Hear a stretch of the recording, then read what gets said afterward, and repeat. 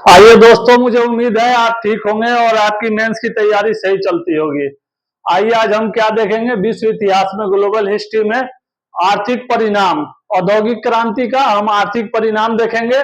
1781 में लोहे से निर्मित विश्व के प्रथम पुल का उद्घाटन कैसे हुआ। मतलब एक जो है ना, जैसे एक क्या बोलते हैं, जैसे एक ट्रांसपोर्ट हो जाता ना, जो रोड बनाई जाती ना, तो जिस तरह पुल का निर्माण होता, बैरियर हो जाता ना, उस तरह क्रांति, जो जितनी भी क्रांतियां हुई है ना, उसके लिए जैसे लोहा आया तो जंगलों की कटाई हुई, जैसे ग्लोबल हमारा एरा आया तो इंडस्ट्री जो है ना, वहां से जो डेफिसिट जा रहा था वो हमें प्रॉफिट मिला।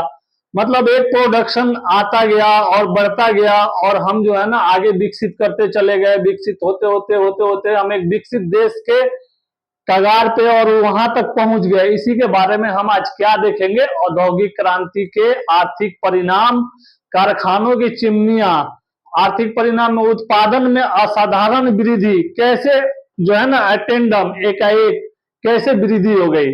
कारखाना, आइए चलिए देखते हैं क्या देखेंगे। कारखानों में वस्तुओं का उत्पादन शीघ्र एवं अधिक कुशलता से भारी मात्रा में होने लगा, बहुत भारी मात्रा में होने लगा, और इन औद्योगिक उत्पादों को आंतरिक और विदेशी बाजारों में पहुंचाने के लिए व्यापारिक गतिविधियां काफी तेज हो गई थी। व्यापार जो है ना काफी तेजी से बढ़ने लगा।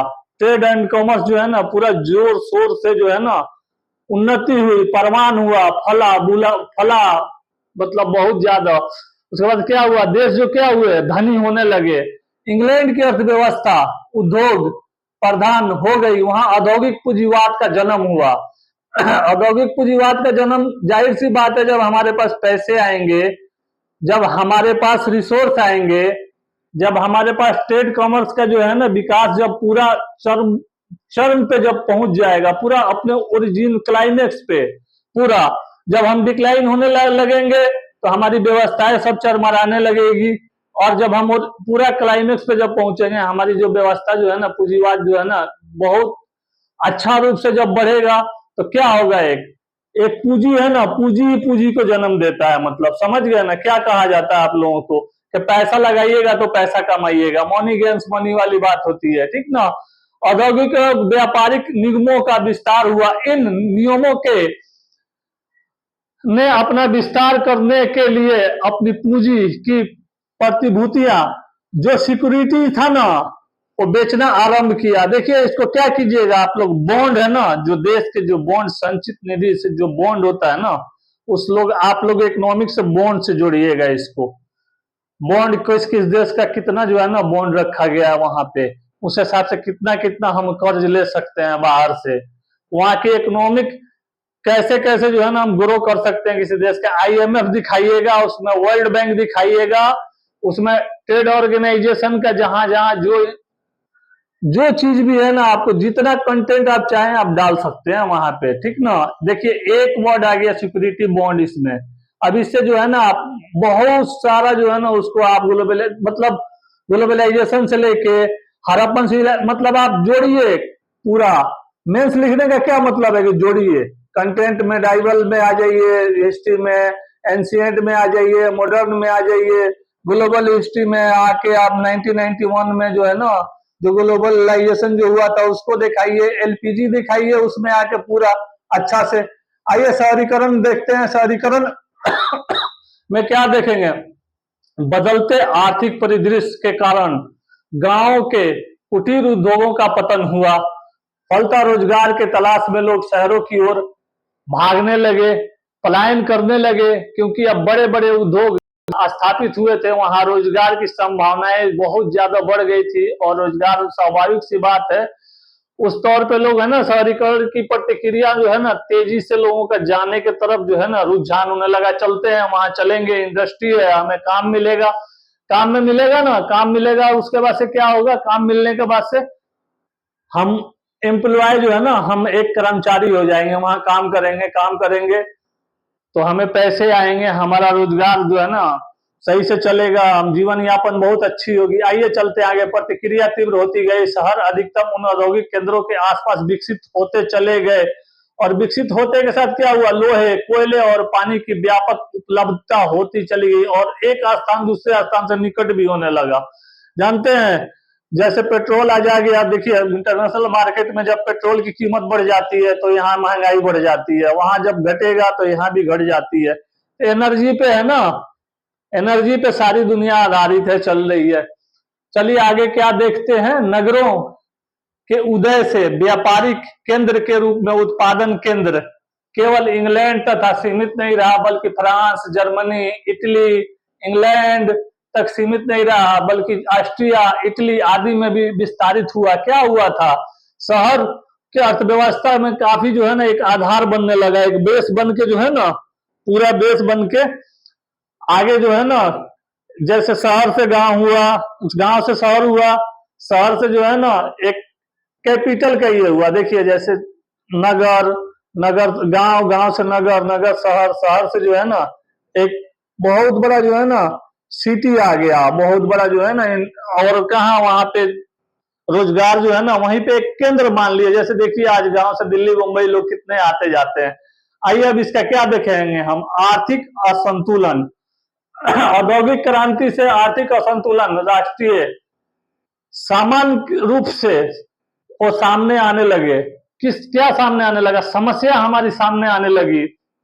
विकसित और पिछड़े देशों के साथ मध्य आर्थिक असमानता की खाई जो है ना बढ़ती चली गई, और इतने ज्यादा औद्योगिक राष्ट्र अविकसित राष्ट्रों का खुलकर शोषण करने लगे।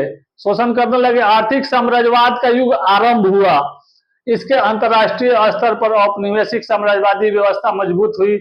औद्योगिक क्रांति के बाद राष्ट्रीय की आपसी निर्भरता बहुत अधिक बढ़ गई, सिम्बायोसिस हो गया। जैसे वहां से कोयला लिया हमने, तेल दे दिया, वहां से चाय लिया। देखिए ईरान जो है ना, ईरान से हमारा भी 20,000 करोड़ का हर साल जो है ना सालाना से चाय, और जानते हैं कहवा से जो है ना जाता है, वहां से पेट्रोल आता है। हर देश के साथ जो है ना व्यापार चल रहा है अभी आज के टाइम में जो है ना। जैसे जो चीज वहां नहीं हो रहा है, हम वहां से यहाँ भेज दिए, वहां से एक्सचेंज कर लेते हैं। इसको क्या बोलते हैं इकोनॉमिक में, विनिमय, एक्सचेंज।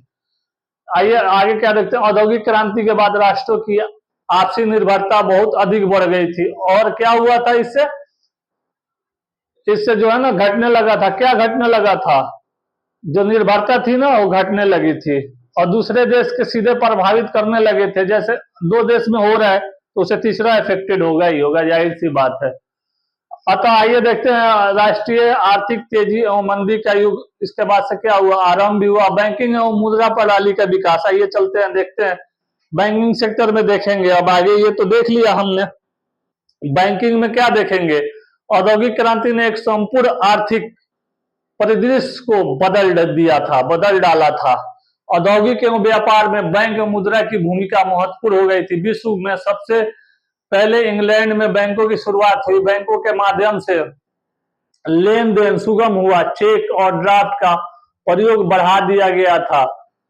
मुद्रा के क्षेत्र में भी विकसित हुआ। धातु के स्थान पर कागजी मुद्रा का प्रचलन हो गया। पहले जो टीन के, तांबे के, लोहे के, जीतल के, पीतल के सिक्के चलते थे, अब बाद में क्या हुआ, एक कागज आ गया, तो कागज से लगा चलने, नोट लगे बनने। कुटीर उद्योग का विनाश हुआ। औद्योगिक क्रांति का नकारात्मक परिणाम था कुटीर उद्योगों का परिणाम तथा कुटीर उद्योगों के विनाश तथा। किंतु यहाँ समझने की बात यह है कि नकारात्मक परिणाम भी हुए। औद्योगिक देशों पर नहीं बल्कि औपनिवेशिक देशों पर इसका क्या हुआ, एक बुरा असर पड़ा। असल में औद्योगिक देश में कुटीर उद्योगों के विनाश के जो हुआ ना, तो लोग बेरोजगार हो गए। अब बेरोजगारी होंगे तो नवीन उद्योग के रूप में एक विकल्प क्या हुआ, प्राप्त हो जाएगा। समझ रहे हैं आप लोग। और उद्योग जबकि उपनिवेश में एक वैकल्पिक रोजगार की व्यवस्था नहीं हो पाई थी। जब नहीं हो पाएगी तो क्या होगा, आदमी बेरोजगार हो जाएगा। भारत के संदर्भ में इसे समझा जा सकता है। जो आज देखिए, आज जो हमारा चल रहे हैं ना, हम भी आज नेशा के काल से चल रहे हैं। जो हमारा 7%, 8%, 10% जो जीडीपी है, नहीं होना चाहिए। कम से कम हमारा 25-30% जीडीपी होना चाहिए, कम से कम, ये मान के चलिए आज के टाइम में। पर व्यक्ति जो है ना $1,000 होना चाहिए। जिस तरह जब हम आजाद हुए थे, $1 $1 जो रुपया था, उस हिसाब से जब हम आएंगे 25-30% जब हमारी जीडीपी होगी, तब उस टाइम में होगा। पता नहीं कब होगा, क्या होगा। देखिए चलिए आगे बढ़ते हैं। मुक्त व्यापार। औद्योगिक क्रांति के फलस्वरूप संरक्षण के रूप में मुक्त व्यापार की नीति अपनाई गई। 1813 में चार्टर एक्ट के तहत इंग्लैंड ने EIC के व्यापारिक अधिकार को समाप्त कर मुक्त व्यापार की नीति को बढ़ावा दिया गया था। ये लोग याद रखिएगा आप लोग। जिस तरह जो है ना प्लानिंग कमीशन से बना के नीति आयोग बनाया गया है, उसको जोड़िएगा लो यहाँ पे। एक पॉलिटी का भी थोड़ा सा इसमें दिखा दीजिएगा आप लोग थोड़ा सा कि जिस तरह उस जब जब जैसे जो चीज डेवलपमेंट की जब जरूरत आई तब हम लोगों ने डेवलपमेंट किया, जब जब जो चीज की जरूरत आई उस हिसाब से हमने जो है ना उस योजना को लागू किया, जब जब हमारा इंडस्ट्री ये करने का बारी आई तब हमने इंडस्ट्री लगाई, जब ये करने का बारी आई तब ये लगाई। आइए अब इसका क्या है, हम सामाजिक परिणाम देखते हैं, सोशल एस्पेक्ट इसका क्या पड़ा, इफेक्ट क्या डाला हमारे जीवन यापन में। तो जनसंख्या में क्या हुआ, वृद्धि दिखाया जाएगा, जनसंख्या में आप वृद्धि दिखाइएगा। औद्योगिक क्रांति के जनसंख्या वृद्धि के संभव बनाया। वस्तुतः कृषि क्षेत्र में तकनीकी प्रयोग ने खाद्यान्न उत्पादन को बढ़ाकर भोजन आवश्यकता की पूर्ति की, दूसरी तरफ यातायात के उन्नत साधनों के पूर्ति की दूसरी तरफ क्या किया उन्होंने, एक माध्यम के मांग के तहत क्षेत्रों का खाद्यान्न उत्पन्न बढ़ने तक उनकी पूर्ति कराई और भोजन की आवश्यकताओं को पूरा किया। जैसे खाने का जैसे 2 मन अनाज होता था गांव में, तो 10 मन अनाज होने लगा। समझ गए आप लोग। अब बिहार हुआ से आप लोग होंगे तो जानते होंगे लोग, मैं तो खेती किया हूँ, पता नहीं आप लोग किए नहीं किए। आइए चलिए देखते हैं। बेहतर पोषण है, विकसित स्वास्थ्य है, औषधि विज्ञान के कारण नवजात शिशु है, जीवन की औसत आयु में वृद्धि हुई, फलतः मृत्यु दर में कमी आई। इसमें क्या दिखाइएगा आप लोग, पहले के जमाने में जो कुपोषण बच्चे हो जाते थे, जिनको सही डाइट नहीं मिलता था, ये नहीं मिलता था, सरकार ने क्या क्या नियम चलाया था इसमें, उसको भी दिखाइएगा लो आप लोग। पल्स पोलियो अभियान दिखाइएगा लो। निमोनिया होता था उसके लिए पहले हाइजा प्लेग आता था, सब लिख के आइए लोग कंटेंट पूरा। देखिए लोग कैसे इवेंट्स नहीं होता है आप लोग। आइए चलिए आगे देखते हैं। नए सामाजिक वर्ग का उदय क्या हुआ था। औद्योगिक क्रांति के मुख्य रूप से 3 नए वर्ग को जन्म दिया। प्रथम पूंजीवादी वर्ग जिसमें व्यापारिक था, समझ गए आप लोग, और पूंजीपति भी सम्मिलित थे इसमें। द्वितीय मध्यम वर्ग कारखानों के निरीक्षक, दलाल, ठेकेदार, इंजीनियर, वैज्ञानिक आदि शामिल थे। तीसरा श्रमिक वर्ग जो अपने श्रम और कौशल से उत्पादन करते थे। अभी देखिएगा आप लोग इंजीनियर लोगों का भी डिमांड बहुत बढ़ गया है, लोग जो है ना बहुत उनका ब्याह भगत कर रहे हैं आप लोग। देखिए इंजीनियर साहब लोग तो इंजीनियर हो गए आज के टाइम में उन लोगों का। चलिए अब आगे क्या बोला जाए, चलिए। लेकिन पुल भी बहुत आज सुसाइड कर रहा है, पुल भी बहुत गिर रहा है जगह जगह। तो भाई आप लोग सही से बनाइए, आप लोग देखिए लो जो है ना देश निर्माण में जो है ना सही योगदान दीजिए आप लोग, बाकी सब तो सेवा पानी होता रहेगा। चलिए आगे देखते हैं। विभिन्न वर्ग के उदय ने सामाजिक असंतुलन उत्पन्न कर दिया था, और इसके लिए क्या हुआ था, पूंजीपति वर्ग आर्थिक क्षेत्र में नहीं बल्कि राजनीतिक क्षेत्र में भी प्रभावी हो गया था। ब्रिटिश संसद में उनका वर्चस्व था। मध्यम वर्ग बहुआयामी गतिविधियों में संलग्न था। यह अत्यंत महत्वाकांक्षी वर्ग था। देखिए क्या होगा, जब आपके पास पैसा होगा तो राजनीतिक में भी पकड़ होगा, ब्यूरोक्रेसी में भी पकड़ होगा, जगह जगह। देखिए आप इंडस्ट्री जब डालिएगा ना, जब आपका प्रोडक्शन होगा, जब आपके पास मनी आएंगे, तो देखिए पूंजीपति दो ही इंसान चला देश दो ही इंसान चला रहा है। एक पूंजीपति लोग हैं, एक हमारे भाई जो ब्यूरोक्रेट्स हैं, यही लोग चला रहे हैं। मतलब अब इसी लोगों के हाथ में है।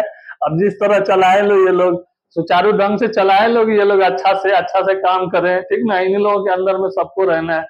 चलिए चलते हैं आगे। क्या देखा जाए, हितों के लिए क्या, हित के लिए एक वर्ग जो है ना श्रमिकों के साथ लेकर उच्च वर्ग को नियंत्रित करने का प्रयास करता है। जानते हैं जो ऊपर लोग हैं ना, वो अपने से नीचे जैसे मालिक है, लेबर क्लास है, तो दोनों का हित जुड़ा हुआ है, समझ रहे हैं। जनता है और जो पूंजीपति है, जो इंडस्ट्रियलिस्ट है, जहां मजदूर काम कर रहा है, तो दोनों जो है ना एक दूसरे के हित से जुड़ा हुआ है। ये काम करेंगे, वो पैसे देंगे। अगर देखिए हमारे यहाँ बिहार से जो है ना कितने लोग जाके अभी आपको साउथ इंडिया में जो है ना, तमिलनाडु में, महाराष्ट्र में, आंध्रा में, केरला में, जगह जगह लोग है ना, क्या है, मैन पावर है, वहां पे वो लोग काम करवा रहे हैं आज के टाइम में। देखिए वही लोग मेन पैसा वाला, पावर वाला, पावरफुल लोग बना हुआ है, ठीक ना।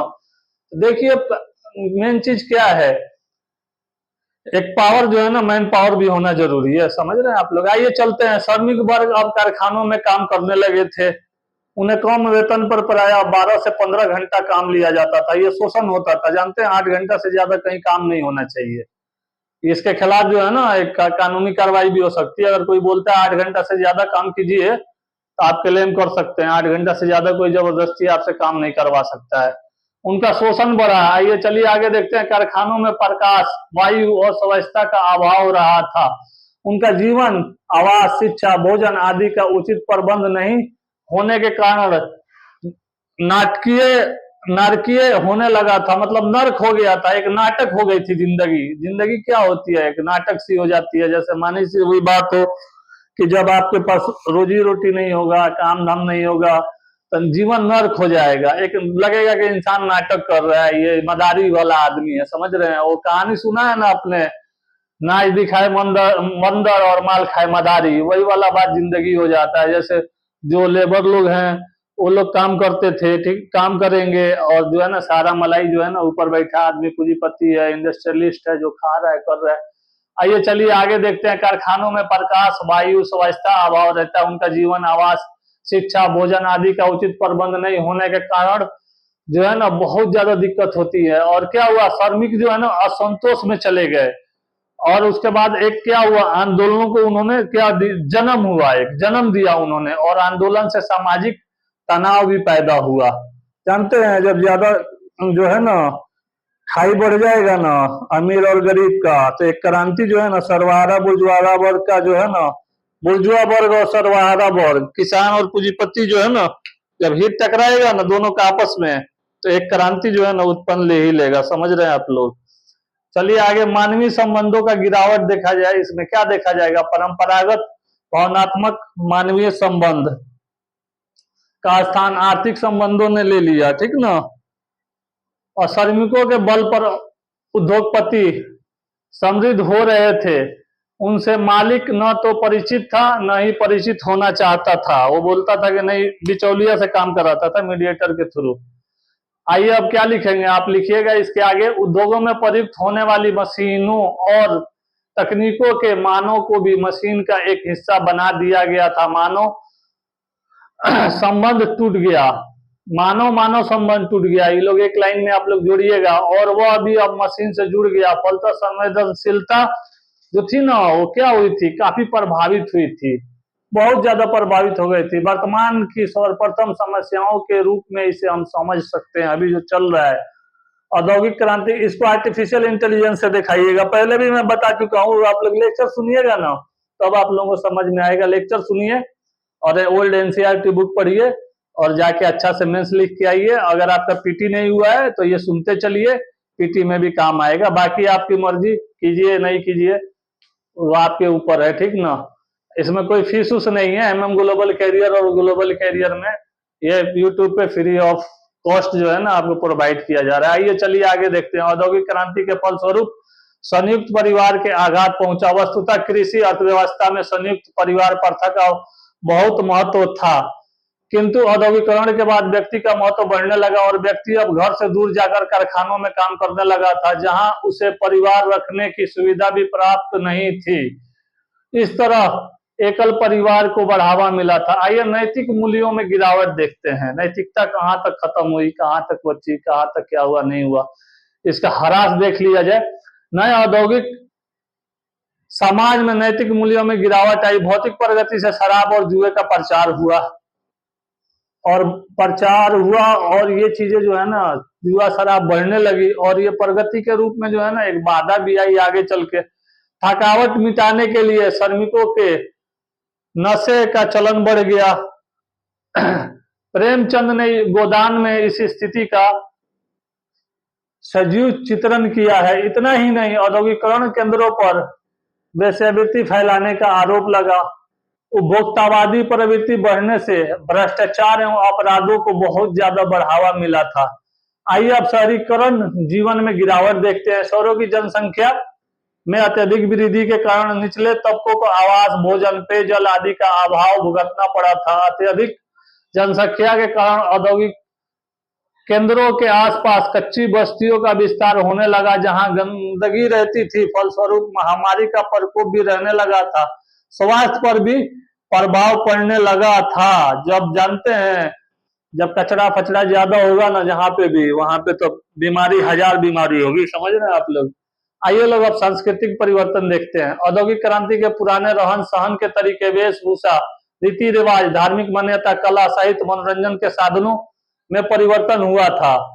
परंपरागत शिक्षा पद्धति के स्थान पर रोजगार परक तकनीकों एवं प्रबंधकीय शिक्षा का विकास हुआ था। कौशल विकास योजना, जिसके नाम से आप लोग जोड़ दीजिएगा, जो चला था ना, इसको वहां से लाके यहाँ पे जोड़ दीजिएगा। कौशल विकास योजना, जैसे छोटा छोटा जो कोर्स करके लड़के आज जो काम कर रहे हैं जगह जगह, आज जो डिजिटलाइज हो गया दिखाइएगा। इसको आर्टिफिशियल से जोड़िएगा, आने वाला टाइम में रोबोटिक से जोड़िएगा जगह जगह। आइए अब बाल श्रम देखते हैं। बाल श्रम में क्या देखेंगे? औद्योगिक क्रांति ने बाल श्रम को बढ़ावा दिया और बच्चों से उनका बचपन छीन लिया। इस समस्या से आज सारा विश्व जूझ रहा है। जानते हैं, पैसा के लिए छोटा छोटा बच्चा काम कर रहा है। तो क्या है, 14 साल तक जो है ना निःशुल्क शिक्षा जो है ना सरकार जो है ना फ्री में ये किया, और दिखाइएगा आप लोग वहां पे, ठीक ना। चाइल्ड जो है ना, चाइल्ड का दिखाइएगा, लो शोषण जो होता है उसको कैसे कैसे, और रोकथाम करने के लिए क्या उपाय किया जाए। एक आप लोग अपने पास से जो है ना एक टॉपिक उसमें जोड़ के लिखिएगा लोग, सरकार ये कदम उठाए। क्वेश्चन पूछेगा आप लोगों से, लेकिन आप लोगों को उस हिसाब से जवाब देना पड़ेगा, ताकि वो जब कॉपी जो चेक करे ना, देखे कि नहीं भाई ये लड़का जो है ना इसको सही में नॉलेज है, इसने सही में लिखा है। आइए आगे देखते हैं। महिला आंदोलन का जन्म। औद्योगिक क्रांति के कामगारों की आवश्यकताओं को जन्म दिया, जो केवल पुरुषों से पूरा नहीं हो सका, तो महिलाओं ने उसमें योगदान और भाग लेना चालू कर दिया था। जब स्त्रियों की ओर से भी अधिकारों की मांग उठने लगी थी, उनमें चेतना जागृत हो गई थी। आइए राजनीतिक परिणाम देखते हैं। सामाजिक विचारधारा। औद्योगिक क्रांति के कामगारों और मजदूरों की दशा जहां शोचनीय हुई, वहीं पूंजीपतियों की दशा में उत्तरोत्तर वृद्धि होती चली गई। जैसे मजदूर मजदूर ही रह गया और मालिक 10 इंडस्ट्री, एक इंडस्ट्री से 10 इंडस्ट्री डाल दिया। समझ रहे हैं आप लोग। तो क्या हुआ उसमें? जैसे 20 घंटा काम कर रहे हैं, 15 घंटा काम कर रहे हैं, ओवर टाइम काम कर रहे हैं, तो उसमें पैसा जितना मिलना चाहिए उतना मिल नहीं रहा है, शोषण हो रहा है। समझ गए। तो गरीब गरीब ही होगा, अमीर ज्यादा होगा तो पैसा ज्यादा कमाएगा, तो समाज में क्या होगा? जो गहरी खाई बढ़ती जाएगी तो क्या होगा? एक गरीबी जो है ना, गरीबी अभिशाप है। चलिए आज के टाइम में क्या बताया जाए। पूंजीपति अपना मुनाफा और बढ़ाने के लिए श्रमिक का शोषण करने लगे, फलतः श्रमिकों की दशा और भी ज्यादा गिर गई। अतः कुछ विचारों ने मजदूरों का दशा सुधारने के लिए नवीन विचारधारा का प्रतिपादन किया था, जिसे समाजवादी विचारधारा हम जो है ना कहते हैं। आज के टाइम में जो समाज में जो चल रहा है उससे, ठीक ना, बल्कि पूरे समाज का एक अधिकार होना चाहिए। इस संदर्भ में ब्रिटेन के उद्योगपति Robert Owen, Saint Simon, France Louis वॉला जैसे विचारकों का नाम महत्वपूर्ण है। 1848 ईस्वी में कार्ल मार्क्स एवं एंजेल्स ने कम्युनिस्ट घोषणा पत्र जारी कर वैज्ञानिक समाजवाद की स्थापना की थी। औद्योगिक श्रमिकों को सर्वहारा वर्ग की संज्ञा दी थी। किसने दिया था? इन लोगों ने दिया था। कार्ल मार्क्स ने दिया था, एंजेल्स ने दिया था, 1848 में दिया था। समझ रहे हैं आप लोग। और उसके बाद क्या हुआ? जिसके पास खोने के लिए पांव की बेड़ियों के अतिरिक्त कुछ नहीं था, जंजीर जो है ना पैर में डाल दिया गया था, और जीतने के लिए सारा संसार पड़ा हुआ था कि चलिए हमारे पास कुछ नहीं है, भूखा नंगा है, मर जाएंगे लेकिन लूट के खाएंगे। समझ गए आप लोग। जो देखिए आज क्या हो रहा है, आजकल जगह जगह जो है ना फसाद क्यों फैला हुआ है? इसीलिए फैला है। गैप ज्यादा हो जाएगा ना जब समाज में, पैसा नहीं मिलेगा, बेरोजगारी आएगी तरह तरह से, तो लॉ एंड ऑर्डर भी कितना मेंटेन करके रखिएगा, कितना क्या कीजिएगा, भूखा मरता क्या नहीं करता, वही वाली बात है।